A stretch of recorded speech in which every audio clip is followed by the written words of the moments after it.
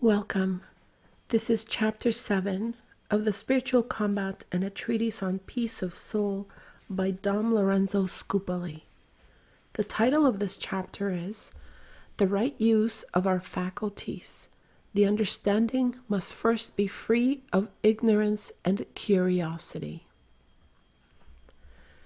If we engage in the spiritual combat with no other weapons than a distrust of self and confidence in God, we will not only be deprived of a victory over our passions, but we must expect frequently to commit greater blunders.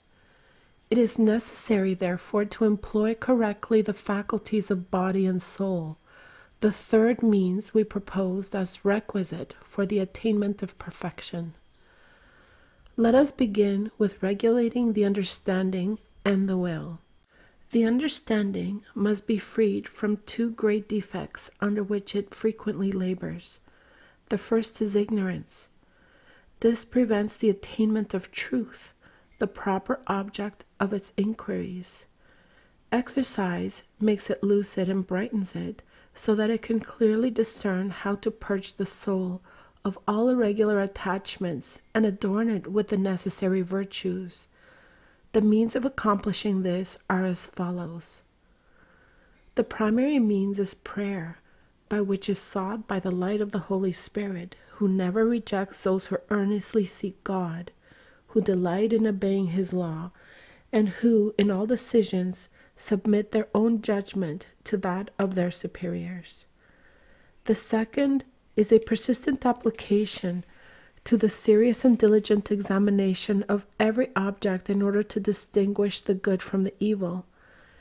A judgment is formed which is not in accord with external appearances, the testimony of our senses, or the standards of a corrupt world, but which is comfortable to the judgment of the Holy Spirit. Then we shall clearly see that the world pursues with such eagerness and affection is mere vanity and illusion.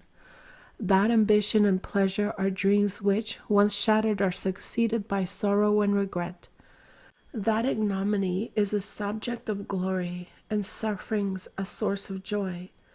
That nothing can be more noble or approach the divine nature more closely than to give those who injure us, and to return good for evil. We shall see clearly that it is greater to despise the world than to have it at one's command, that it is infinitely preferable to submit to the humblest of men for God's sake than to command kings and princes, that a humble knowledge of ourselves surpasses the deepest sciences.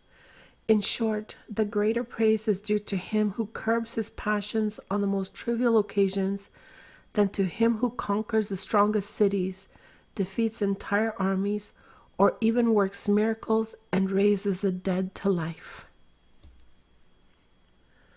And so concludes Chapter 7 of the Spiritual Combat and a Treatise on Peace of Soul by Dom Lorenzo Scupoli.